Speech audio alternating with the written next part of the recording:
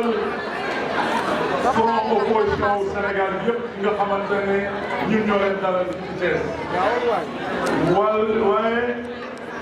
maa ngi bëral nuyoo ak cant bu amul benn ab muy suñu mag di suñu xarit ci taxawaayam ak bëgg gi mu bëgg Sénégal muy le président Idrissa Seck. L'heure est à l'unité pour la consolidation de toutes les forces vives de l'opposition. Unité boobu moo waral tey ñu nangu li am fii man dama am permanence fii à Thiès comme le président Idrissa Seck. APR en permanence, LD en permanence, Parti socialiste en permanence. mais dañu bàyyi suñu lépp nangu lii ngir defar ñu àndandoo xàccandoo tóorandoo. ma gëm ne ñun leader yi lu ñu àndee sa Dakar ànd ko ci Sénégal Thiès war nañu wane exemple bi moo war a lii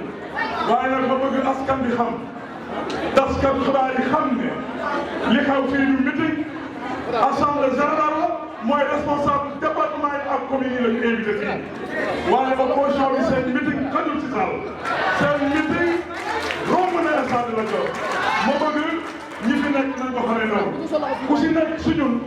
parti bu nekk dafa woo ay responsable am waaye opposition wu Thiès ëpp nañu lii loolu clarification la pour ñu fi nekk ñu xam ko taskatu xibaar yi xam ko ñu ngi seetaan xam ne opposition Sénégal opposition bi fii ci Thiès xamuñu si benn doomu aadama parce que réew mi ñi nga xamante ne c'est des marchands d'illusion des hommes de paille des gens qui ont échangé le mensonge par la vérité ñooñu tey ñoo nax askanu Sénégal ba jël réew mi ñaari at zéro bilan zéro réalisation et ils continueront encore une fois à mentir la population sénégalaise. waaye nag fu la mooy jaay Dakar assemblée générale bi du yem fii tey luy continuer lay doon te bu fuy coordination bi di ñëw fii Thiès ab meeting la ñu woote te place de France lay doon ci kàddu yàlla du ma guddal waaye li may ñaan rek mooy Thiès ànd bi rafet na taxawaay bi rafet na nañ ko continuer noonu ñu àndee ko noonu la ñu nangu woon si député yi bañ ñu boolewule si ay liste dañoo nangu campagne ànd ak opposition ba yàlla may ñu may keneen buñ fi jiital wit si commune yi ñu xam ne loolu yàlla dogal nañu àndaat comme ni ñu ànde woon si députation yi àndaatee ko noonu si mairie ba ñu tab mun a faru si kàddu yàlla si man unité boobu dama ko gëm te danaa si dox danaa continuer di si dox danaa si def sama alal danaa si def sama guddi def si sama maa ngi leen di gërëm di leen gërëm di dalal bu baax ñi nga xam ne ñooy les leaders du RDR fii ci Thiès te li may wax maa ngi koy wax ci turu xam naa dinañ ñëwaat moom ci boppam wax muy suñu kilifa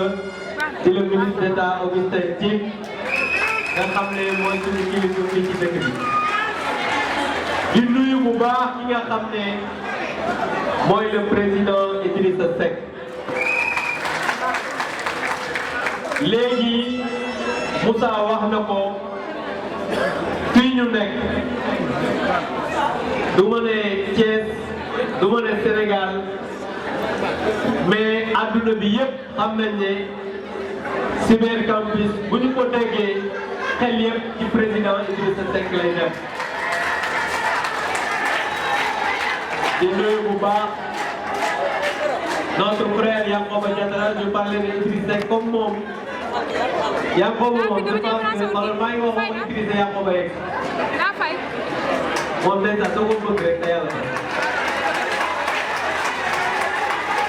donc Yankhoba yow c'est compliqué maa ngi doon nuyu Idrissa Yankhoba est arrivé donc di wax ne président Idrissa Seck man yàlla def na bokkuñu parti mais ñi nga xam ne ñoo bokk ak moom parti xam nañ ne moom sama magu bopp la nit la koo xam ne daf ma bëggal boppam moom maa ngi nekk étudiant et jour 4 avril dama ko woo téléphone personnellement vers midi ma jot ko ma ne ko président bu fekkoon ne tey dañu am ñoo xam ne ay gentleman lañ ñu nekk tey ci bopp réew mi dañ lay jël wutal la siis bu mag teg la place de France nit ñi di la jóote parce que suñu waxalee yàlla suñu mënee délocaliser fête de l'indépendance ici à Thiès yàlla ak Papa Idrissa Seck ndax moo ko xalaat moo ko théorisé moo ci waxtaan ak président Abdoulaye Wade moo indi alal ji moo tracé tali bi moo ko defar et je voudrais que sénégalais yi xam ak ñi nga xam ne ñëw nañ fi tey jaar ci tali bi ñëw tali bi lenn rek lañ ci defar mooy pavé ak peinture tey boo duggee Thiès li may wax nii je ne le dis pas pour yàq de Thiès amul benn tali bu baax à part yi ñu fi defaroon bi ci dëkk Thiès xale yi liggéeyuñu Thiès jigéen ñi amatuñu financement Thiès lamp yi fi defoon yokkul Thiès ak gisatuñu ku leen jàppale parce que les autorités qui sont aujourd'hui ici à Thiès amul kenn kuy dox ci dëkk bi ba tase ak ñoom demuñu ngénte jënduñu ordonnance demuñu dëkk financé wuñu taxawaanuñu ci marché waxtaan nañu borom Jakarta loolu nag li koy wane mooy il faut que ñu jël suñuy responsabilité parce que yéen ñi toog fii yëpp ci quartier Thiès ci ngeen dëkk jour élection yi amul kenn ku la mën a wax dans son quartier kii mooy leader Pastef parce que on n'a pas été unis parce que ñun ci suñu bopp on a tout fait pour que ñu gagné ñu dans aux élections à cause de notre désunion ak li nga xamante ne nii moom mooy suñu manque de responsabilité et d'aller sur le terrain c'est pourquoi aujourd'hui wax nañ léegi ne dañu war a booloo nekk benn ça ne doit pas être benn union de façade c'est pourquoi suñu toogee suñu biir dañoo war a waxante dëgg mais quel que soit le scénario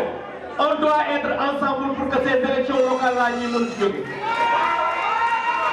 et je pense que loolu dafay commencer par li nga xamante ne nii moom mooy engagement bi nga xam ne ku ci nekk jël na ko parce que waxtaan au niveau des partis c'est toujours difficile chaque jour ku ci nekk da ngay am li nga xamante ni moom mooy sa identité propre mais dañu toll foo xam ne on est obligé d'être ensemble tout à l'heure Moussa Tine laa ji tey jii li tax ma yeex a ñëw dañu toog ba démb vendredi démb Assemblée nationale ñu woote conférence des présidents en procédure d'urgence ñu convoqué tey ci suba pour que loi boobu nga xamante ne nii dañu ko taillé sur mesure pour Ousmane Sonko pour ñu jàllale ko en procédure d'urgence fii may wax ak yéen voté nañ la loi en commission jàll na parce qu'ils ont une majorité mécanique mais je pense que à partir d'aujourd'hui Sénégalais yi ku nekk fi nga nekk ki nga mën a wax ci TikTok ki nga xam ne war na mën a def assemblée générale ak ñi nga xamante ni war nañu mën a booloo war nañu jóg comme un seul homme dénoncer cette forfaiture parce que la loi elle est toujours de portée générale mënuñu jël une loi jàllale ko en procédure d'urgence en commission aujourd'hui war ko jàllale mardi alors que le ministre de l'Intérieur a convoqué les partis le 30 avril. C'est un manque de respect. C'est inélégant. Et je pense que l'opposition doit interpeller la société civile. Parce que souvent, on dit l'opposition. C'est vrai. l'opposition li mu mën ni koy def mais la société civile depuis très longtemps ñi ngi dox diggante bi jàpp ne ce gouvernement là war nañ ko mën a def confiance mais un gouvernement de mensonge un gouvernement boo xam ne duñu wax dëgg xamuñu dara mënuñu tous ba pare inélégant ces gens là waruñu am ci ñoom confiance. C'est pourquoi je terminerai pour dire qu'on interpelle la société civile pour que ñu jël seeni responsabilité par rapport à cette forfaiture bi nga xam ne ce pouvoir là ñu ngi koy orchestré parce que la preuve mooy tey jii on va vers des élections locales mais gis nañ ne révision ordinaire bi nga xam ne chaque année dafa war a am au mois de février tey gis nañ ne révision ordinaire boobu amul ci année bi. beneen bi mooy 2025 ku ne xam ne la loi électorale dafa wax ne su fekkee ne dañu def une révision dañu war a publier la liste des électeurs jusqu'à présent la liste des électeurs n'est pas publiée, une deuxième violation de la loi. Troisième violation de la loi dañu ne bu amul révision ordinaire dafa war a am une révision extraordinaire qui doit être accompagnée par la date des élections bu ñu war a fixer par décret ba fii may wax ak yéen amul révision extraordinaire parce que décret génnul fixé wuñu la date des élections yéen a ngi dégg ñu naan dañuy wàññi ay commune mais ñii kan lañ yow li des nag mooy ñu jóg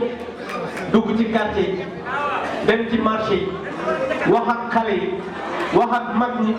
parce que yéen ñi nekk ci dëkk bi xam ngeen ne fépp fu ngeen def même ñi àndoon ak ñoom tey jii rus nañoo wax ne gouvernement bi la ñu àndal te su ñu leen seetaanee dinañ yàq réew mi wasalaamaaleykum wa rahmatulah maa ngi leen sant ñi toog fii si salle bi amul ci kenn de su ëpp ay problème ak Macky Sall vraiment on a eu tous les problèmes mosuñu ànd ak moom Abdou Mbow est resté mon frère il dira que c'est mon jeune frère c'est pas mon jeune frère c'est mon ami mais je ne peux pas vivre dans une république où quelqu'un a été président de la république mu jóge ci nguur gi nga remplacé ko pendant 2 ans yow mii jiite mosuma laa dégg nga ne Macky Sall lu moo rey ay nit mosuma dégg président la wax ko mosuma dégg premier ministre wax ko vous aviez 2 ans pour entamer des poursuites contre Macky Sall. Vous ne l'avez pas fait. Vous avez une loi d'amnistie. Vous avez eu toute la latitude pour abroger la loi d'amnistie. Vous avez la majorité à l'Assemblée nationale pour le faire. Vous ne l'avez pas fait. Vous ne voulez pas. Ngeen tey suba teel ñoom dama kat waa ji warut a nekk tey secrétaire général des Nations Unies parce que dafa ay règles alors que aucune juridiction du pays ne l'a dit. Ça, ce n'est pas la République. Et si on va dans ce jeu-là, mais que vous montrez dans l'exercice du pouvoir, d'autres qui fallu, celui qui a envoyé aussi les policiers au niveau du campus ne doit plus être candidat. Il faut que il y a des choses difficiles, mais il faut qu'on accepte de se dire la vérité. On ne peut pas être dans un pays, nous, Sénégal, où pendant 10 jours, le pays est pris en haleine par une femme qui a géré un beauté. Ba pare ñun ñëpp ñu nekk autour de ce débat-là alors qu'il y a des questions centrales yu nekk devant de la scène. Il faut qu'on appelle à se respecter. Mais ça, par contre, c'est notre faute à nous tous. Ñun ñi nekk ci table bi ñi nekk ci biir public bi ñun ñëpp c'est notre faute. Et il faut qu'on l'assume. waxoon nañu fii et tout le monde le savait nguur kenn ci jàng dëkkee nguur kenn du fa jàng dëkkee ñi da ngay am jaar-jaar ñu koy jox on ne peut pas être dans un pays où on va dire que quelqu'un doit être le directeur général de la santé parce que moniteur bi feebaree moom moo ko faj on ne peut pas être dans un pays où on va dire que quelqu'un dafay nekk DG alors que vient toujours d'avoir le bac ñu dafay nekk parce que on ne peut pas être dans un pays où on dit qu'en fait il faut un parti État. Il n'y a pas de parti État dans ce pays-là. La LD a dit tout le monde sait pas qu'il n'y a pas de parti État. On ne peut pas être dans un pays où nit dafay baax parce que yow ànd nga projet bi da ngaa bon parce que ànd nga projet bi. L'obligation d'opposition est une obligation constitutionnelle. Nous ne pouvons pas faire l'économie d'avoir une opposition dans ce pays. Et notre responsabilité, nous autres là, c'est que dans ce pays, il y a une revendication d'opposition. Pour nous, nous petits réunions, nous sommes bien nés. Réunions de cher, liggéey amul, investissement amul. Il y a une nébuleuse sur la finance publique. On joue avec la tête de l'État. Le pays n'avance pas. Les syndicats sont en grève. Le secteur de la santé est en grève. L'éducation nationale est en grève. On est devant tout cela. Et en fait, on a un débat dans les candidats dans ce pays. Il faut qu'on assume notre responsabilité. La responsabilité citoyenne ne peut pas être une affaire d'émotion et de cœur. La politique et la vérité, ce n'est pas de l'émotion. Réew dañ koy dégg ko mën a yor dañ koy dégg am xam-xam yi dañ koy dégg boo xamante ne boo ko defee suba xam ne ñu def. Il faut qu'on prenne la politique pour quelque chose de sérieux. Il s'agit de jouer avec l'avenir des gens. Il s'agit de jouer avec la défense quotidienne des gens. Il faut que nous fassions fan la ñu bëgg a yegg ak fan la ñu dëkk. Il faut que ce terrorisme-là qui est sur les réseaux sociaux, il faut qu'on l'arrête et qu'on se fasse entendre. Et ça, c'est notre responsabilité à nous. Il faut qu'on nous entende et il faut qu'on se fasse respecter. On ne peut pas être dans un pays où on se lève demain, on nous dit le ministre de l'Intérieur vient de rencontrer le 30. Aujourd'hui, on fait passer une loi à l'Assemblée nationale pour faire voter la révolution des articles 22 et 30. Il faut qu'on me respecte et il faut qu'on se fasse respecter. C'est ça aujourd'hui notre obligation. Il faut qu'on se fasse entendre, il faut qu'on parle fort, il faut qu'on parle haut, parce qu'il faut que ce pays, moi, il n'y a pas de sujet. Et ça, que vous le veuillez ou non, nous n'avons pas de mal pour nous. C'est notre responsabilité de ça. Nous avons des responsabilités d'unité,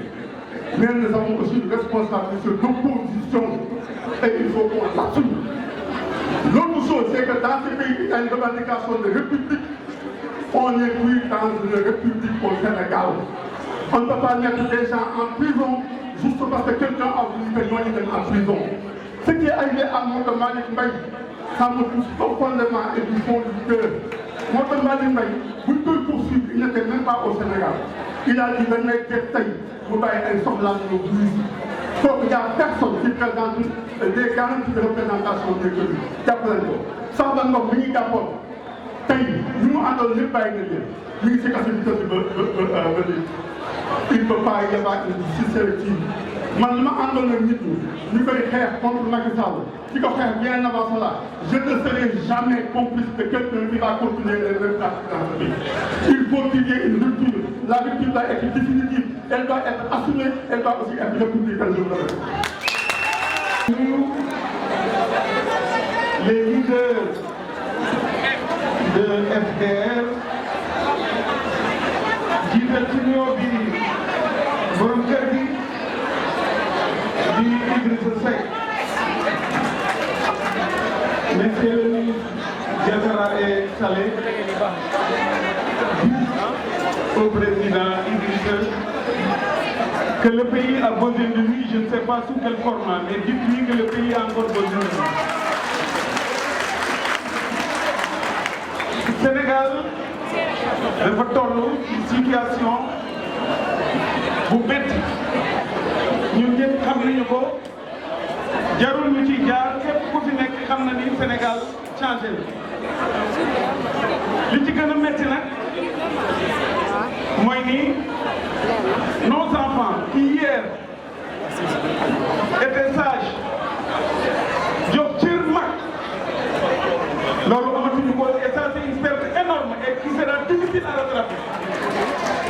parce que aux enfants nous avons appris à insulter, nous avons appris à braver les grandes personnes et aujourd'hui c'est eux qui seront là parce que c'est eux qui vont gouverner demain. Dans quelles conditions devront-ils gouverner? Il faut que ñu xam ni ñun am nañu ñaari solution. Benn bi mooy engager un combat déterminé contre ñi nga xam ni ñoo fi nekk tey ndax juboo nañu ndax juboowuñu suñu yoon nekku ci li ñu bëgg mooy 2029 ñu jóge fi.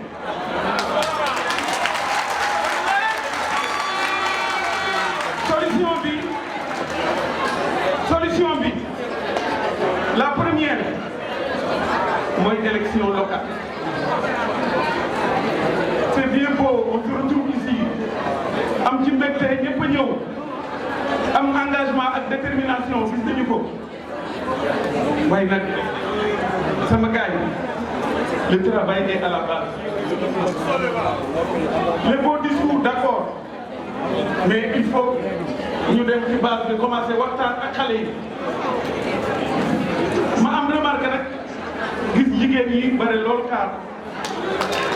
gis jeunes yi aussi gis jeunes yi.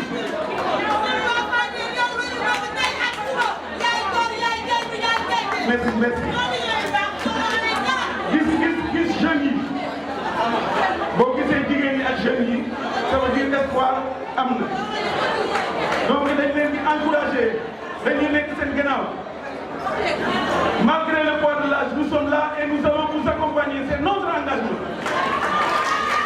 dañoo gëm ni loolu la ñu war a def moo tax vous avez un rôle important à jouer vous les leaders. Vous êtes chef de parti, vous êtes chef d'un mouvement, vous êtes aussi de la société civile, vous êtes engagé, mais vous avez un rôle important à jouer parce que l'humilité et la cohésion, seuls ces deux facteurs nous feront réussir. Vous faites qu'un ku ci nekk mana. On dit que le jeu est haïssable. Mais le nous, moo gën le jeu. Nous, moo gën le jeu. Et si nous sommes dans le nous, je pense que nous gagnerons le combat. C'est le combat de l'unité en direction vers les élections locales encore. Mais le travail commence dès aujourd'hui, pas demain, dès aujourd'hui. maa ngi leen di gërëm di leen sant. waa Thiès maa ngi leen di nuyu parti yëpp laa ñëw fekk fi ñu toog leen jàpp sama loxo mais di commencé nuyu bi suñu kilifa yi toog comme ni ñuy waxee mag mën naa bàyyi ci réew dama ciy seet ñett rek jox leen nuyoo bi muy le coordonnateur Omar Sarr suñu kilifa Khalifa ak le président Modou Diagne Fada su ma leen ko joxee xam naa ne dañ ko jottale ñi ci toog ñi fi des ñi toog ñett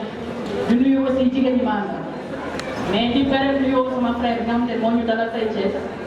toppatoo ñu mi ma compagnon de guerre Modou Lamine Bassène bu dee aussi nuyoo sama rakk sama xarit mu ngi ko Mbodj mais aussi di nuyu sama benn boy muy l'honorable député Abdou foog naa ni Thiès tey DFDS dalee génn ba tey Thiès gën a béy li am Thiès amagul fenn ñun waa Latte tiit nañu xaw ma nu ñu def nag ba dab leen di wax ni jotaay bi nag bu ñu ko xoolee jigéen ñee fi macha allah te ku wax jigéen wax tradition de vote ku wax jigéen wax mobilisation ku wax jigéen wax organisation ku wax jigéen wax loyauté ku wax jigéen wax fidélité ku wax jigéen wax xol ci loolu damay ñaan jigéen ñun suñu bëggee suñu àndee lu ñu bëgg jot ko lu ñu xeex daan ko loolu nag il faut que ànd nekk benn suñu frère yii suñu bëggee xaajaloo ñun jigéen nañu bañ parce que instant bi bu ko nit am keneen ku dem def leneen complice ba ci li xew ci réew du lenn lu dul ñii fi toog ñu bëri ay hommes d'état xam nañu ni état ñoom ñoo fi nekkoon ba Sénégal foo dem ci bitim réew nga yëkkati drapeau Sénégal bi respecté mais fi mu toll nii boo yëkkatee drapeau Sénégal fenn ñun la voyageur menteur manipulateur loolu nag ñun jigéen ñi ñoo ko war a bañ. élection locale yi di ñëw nañu taxaw ñun ñëpp nekk benn am benn coalition bu dëgër jël mairie yi nga xamante ni moo nekk ci Sénégal bi yëpp préparer les législatives préparer les présidentielles ba nga xamante ni ñi nga xamante ni bañ fi nekkee ba tey bu ñuy daan yokk bourse yi ñoom ñu ngi def université abattoir di rey suñuy doom bu ñuy indee bourse familiale ñoom dindi nañ ko duñu xiifal ñu jigéen ñi bu ñuy defee loo xamante ni dafay jëmale Sénégal kanam ñoom ñu ngi jël Sénégal dugal ko tey si fitna bu daara yi loolu nag foog naa jigéen ñi du devoir mais obligation la ñu xeex nekk benn daw gagné local yi gagné législative jël présidentiel en 2029 et ak Sénégal bi nga xamante ne mooy le merci beaucoup. suma kilifa su teewee muy le ministre Aly Saleh Diop nga xam ni fu mu teew mel ni président Seck teew na fa mënoon naa bañ a jël kaddu ndax monsieur le ministre man wax naa la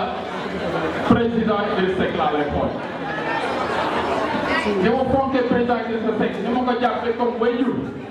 noonu laa la jàppee comme kilifa comme waajur kon yow soo waxee dalal kilifa yu baax yi muy les leaders du FDR ñëw ci Thiès tey gane si nga yëkkati kàddu au nom du président Idrissa Seck mën naa ni matale na sëkk kon man mën naa ni mënoon naa bañ a jël kàddu wante rek ci ndigalam laa koy defee may wax ni honorable leader du FDR maa ngi leen di dalal jàmm ci seen kër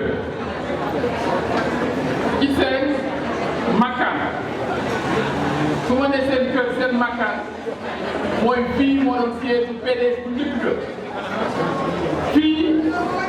permanence bi ay banc lañ ci daajoon ay banc lañ ci daajoon sama yaay anamu man yaay Ami Collé Diène mu ngi nii ñoom ak maire Adja Garmi Fall ak ñoom Baye Demba Xari ñoom Baye Ngalandu Boy ñoom Ngiraan Ndiaye yal na leen yàlla léeral ñoom nee nañ ay banc lañ doon toog fii bi yàlla suturaalee président Idrissa Seck mu ànd ak président Abdoulaye Wade ba ñu jël pouvoir président Idrissa Seck dina sagal militantisme la président Idrissa Seck doon sagal moo tax ñu jël dig dëggal bi yëpp transformé ko def ko siège parti Rewmi mais muy parti la tous les partis politiques du Sénégal ndax fi taare ba tax na kon honorable leader su ngeen di ñëw Thiès ngeen ñi da ngeen di def tournée nationale ngeen jàppoon région de Thiès yëpp wante Tivaouane mujjul am Mbour mujjul am ngeen insister da ngeen di ñëw Thiès parce que xam ngeen su ngeen ñëwee da ngeen di fekk seen bopp su ngeen ñëwee Thiès président Idrissa Seck ngeen fi fekk su ngeen ñëwee Thiès da ngeen fi fekk njabootu président Macky Sall te su ma gisee sama nijaay moo nokk Augustin Tine mën naa ne président Macky Sall moo tax xaw ma fan de mais Thiès na seen xel daal Thiès na seen xel daal parce que Thiès macha allah Abdou Mbow wax na ko honorable député waaye Thiès dañoo rappelé woon Thiès dafa rapport ndax 88 ñoom Modou yaa ngi faral sama mag mën naa ni li daal Thiès yëpp ci ñoom la ñu gën a 88 li ñu daloon ci mën naa ni bañ nooteel ci ñoom la jóge woon ñu yar ñu ci ñu sanctionné ñu pendant 12 ans de 88 à 2000 investissement public amul Thiès rab wante macha allah yàlla suturaal Thiès mu am doom boo xam ni bi mu nekkee élève di jàng di dox ci réewu Thiès yi mu ngi doon xalaat mu ngi doon rêvé mu ngi doon xalaat ci boppam ay plan yoo xam ne nan lay génnee Thiès ci buuta bu nekk macha allah bi yàlla suturaalee ba mu jot pouvoir ànd ak président Abdoulaye Wade li mu njëkk a wax ak li mu njëkk a def mooy Thiès ni mu ko fekkee ni mu rapport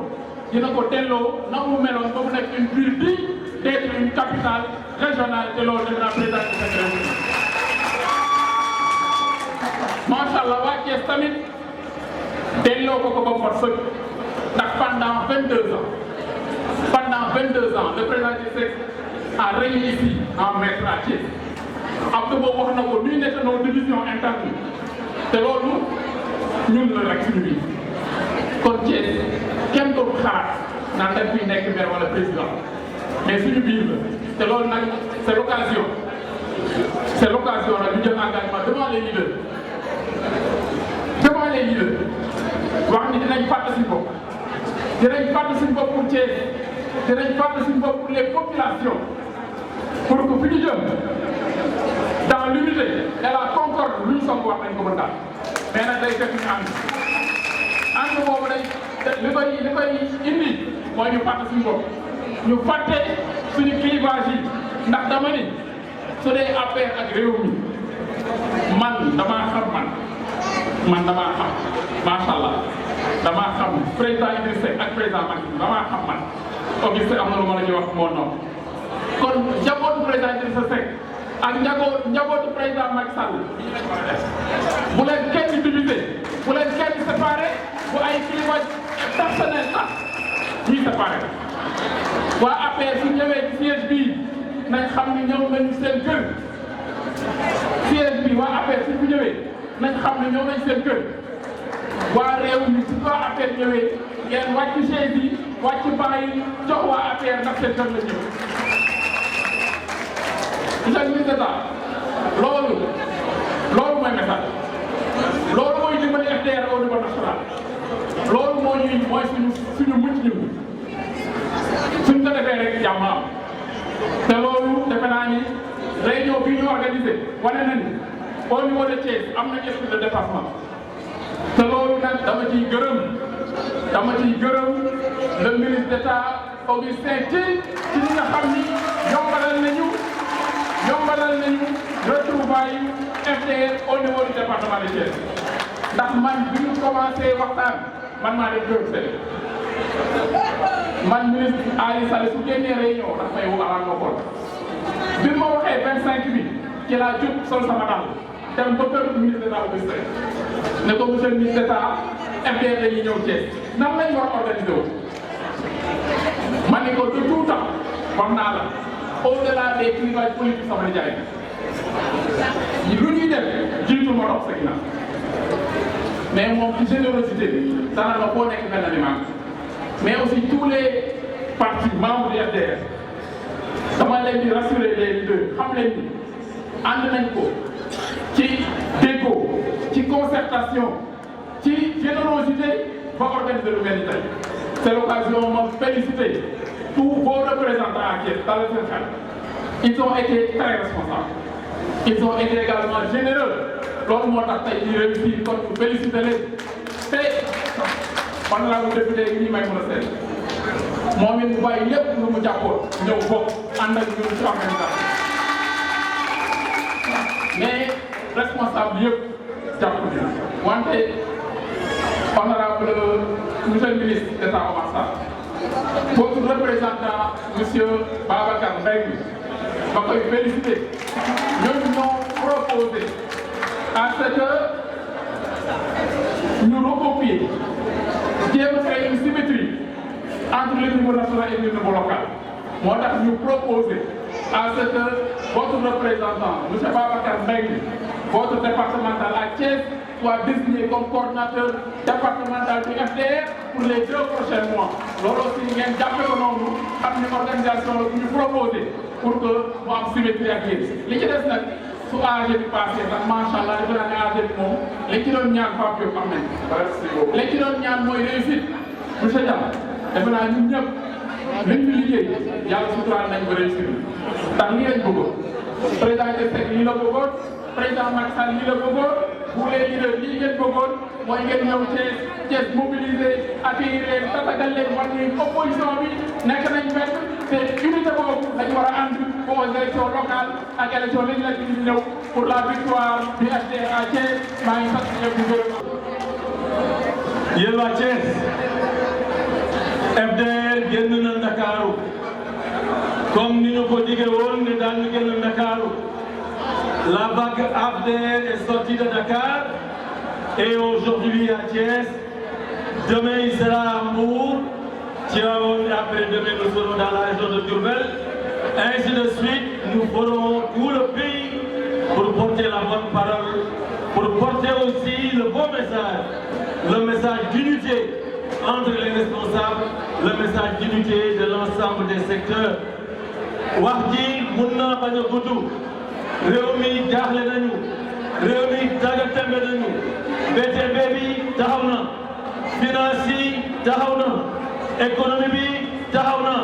ouvrier yi jaaxle nañu paysans yi jaaxle nañu étudiants yi jaaxle nañu enseignants yi jaaxle nañu transporteurs yi jaaxle nañu Sénégalais yi jaaxle nañu parce que 2 ans de misère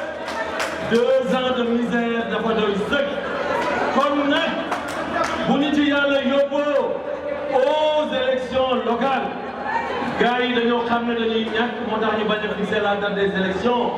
mais daañu ko fixer par force suñu ko fixer c'est des élections locales à enjeu national dama ne élection mi-mandat la suñu leen dooree ci élection locale yi daañu am yaakaar ne 2029 daañu ci jëlee pour loolu nag il faut ngeen booloo bokk ndey bokk baay commune bu ngeen dem bu leen xool ne kii parti bi la bokk bu leen xëy xool ne kii parti bi la bokk regardez le meilleur profil même bu bokkee société civile opposition bi boole ci ginnaawam ñu jëlee fii nguur Pastef ak ñeneen di jàppale bokk Thiès bokk département Thiès kontaan nañu fekk leen fii bëgg nañu fekk leen fii dafa guddi moo tax ñu yemale wax ji foofu di gërëm ñëpp di sant ñëpp FDR FDR FDR. maa ngi leen di nuyu yéen ñëpp ci seen tur ak seen sant mbokki Thiès maa ngi leen di nuyu responsable parti yëpp responsable mouvement yëpp yu def mobilisation tey bi tey suñu ñëwee fii ci Cyber Campus lu ñuy xalaat bien sûr notre frère Idrissa Seck di ko nuyu di ko gërëm mu nekk suñu xarit ñun ñëpp ñu am bu bare bare suñu jaar et toujours relation yu rafet lu nu mos a am donc ñoo koy nuyu bu baax a baax di nuyu suñu frère Macky Sall parce que sànq woo na ni bëggoon na sax waxanteeg ñun comme parole bi commencé na ba pare ma ni bàyyi rek ma waxee dinaa jot li nuyoo ak félicitation encouragement pour ñu dem gën a dem kanam kon ñu gërëm bu baax le président Macky Sall pour loolu ñu ngi ñuy jàppale et ñoo ngi ciy gërëm bu baax a baax et di ñàkk ñaanal pour vraiment Nations Unies mu am ndam ci àdduna bi yëpp Sénégal yëpp ñoo fi ñaan ñoo ngi ciy liggéey ñoo ngi koy ñaan yal na ko yàlla def. suñu ñëwee fii tey wax nañu ko ñoo ngi def tour du Sénégal bu ñu paree région de Dakar ñoo ngi ñëw région de Thiès tey c'est le premier département après daan def yeneen ñaari département yi jëm yeneen région yi Inch'Allah nous ferons les 14 régions du Sénégal pour nit ñi waxtaan ak yéen waxtaan ak responsable yi pour ñu préparer suñu bopp parce que fu ñu jëm xam nañu ko bu baax a baax xam ngeen wax nañu sànq ni gouvernement bi sax dina manque de respect xam ngeen dafa problème liberté FDR soo gisee ñu ñëpp ñu ànd parce que duñu war a ànd duñu war a boole suñu doole duñu war a song le régime man xam ni moo nekk fii d'abord wax ngeen ko sur les problèmes de liberté wax ngeen sànq problème Maodo Malick Mbaye mënoon wax Farba Ngom mënoon wax ñeneen Moustapha Diop ak ñeneen ñu ngi jàpp sans aucun motif voilà du leen jàpp du leen dëj parce que simplement c'est les gens de l'opposition parce que simplement liggéey woonu ak Macky Sall loolu dafa war a dañ et dañu war a gën a mobiliser wu pour que benn prisonnier man di am si seen ay kaso que prisonniers qui sont des prisonniers politiques parce que arrêté ñooñu mais man daal ñu ngi arrêté journalistes yi ñu ngi xoxatal journalistes yi di xoxal influenceurs yi di xoxal ku nekk ku ki liggéey yëpp yi ñu xoxatal ko loolu war na dañ c'est des questions qui sont des questions importantes parce que démocratie boo mën di gis ñu ngi am d'abord sur les questions de liberté démocratique et loolu mooy suñu premier aspect de combat war nañu ko damay dem rek rapidement war nañu ko aussi sur les questions de démocratie sur les questions du processus électoral loolu moo xew tey Abdou Mbow wax ko sànq lu xew ñu jël bëgg modifier le vote électoral au Sénégal depuis bu ñu ko defee depuis 92 le code qui est un code consensuel on a toujours fonctionné le consensus Sénégal yëpp parce que yëpp ñooy toog ñooy taxaw ñu discuter waxtaan d'accord et modifier le code électoral pour la première fois depuis longtemps il y a un régime c'est même pas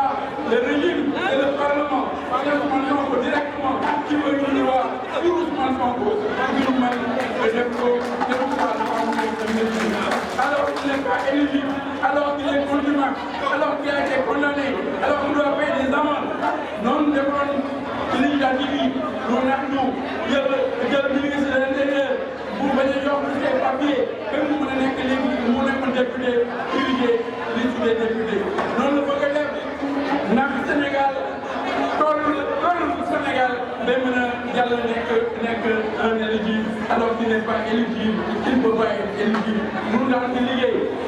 ak dëkk yi daan ci liggéey am na ay actions yu ñuy def daan waxtaan ak société civile daan waxtaan ak yeneen parti pour loolu ba ñu mën a am parce que Sénégal quand même d'abord c'est électoral consensuel loolu moom on est là au Sénégal loolu nag combat boobu daan ko continuer ba mu egg et ñoom ñëpp wax nañu ko le combat a commencé partout à l'université mais aussi dans les usines les travailleurs partout dans les écoles les travailleurs ont commencé la lutte ont vu que ñii lu ñuy wax ak lu ñuy def du benn lu ñuy wax ak lu ñuy def du benn ndax nit ñi ba jël pouvoir bi te mënuñu dara ñëpp mënuñu dara le travail là il faut le continuer pour mobiliser les populations pour ñu xamale jeunes yi ñu xamale jigéen ñi ñu Sénégal yëpp ñii mënuñu jëmale Sénégal kanam et loolu c'est un combat que nous devons mener. C'est vrai, il y a des élections qui approchent, mais au-delà des élections, nous devons continuer à combattre contre ce régime, à combattre contre les dérives liées à la démocratie, les emprisonnements qu'ils ont fait, continuer à lutter pour le processus électoral, mais soutenir partout les travailleurs en lutte, partout le peuple en lutte, avec les échecs que vous avez décrits tout à l'heure. Donc, situation pour moi, préparez-les pour l'élection, mais préparez-les pour faire le régime,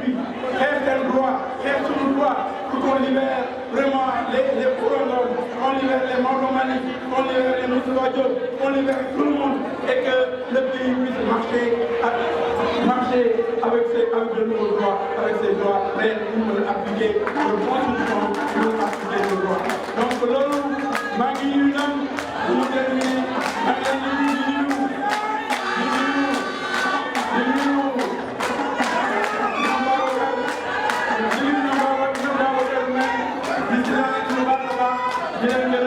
mobilisation kontaan nañu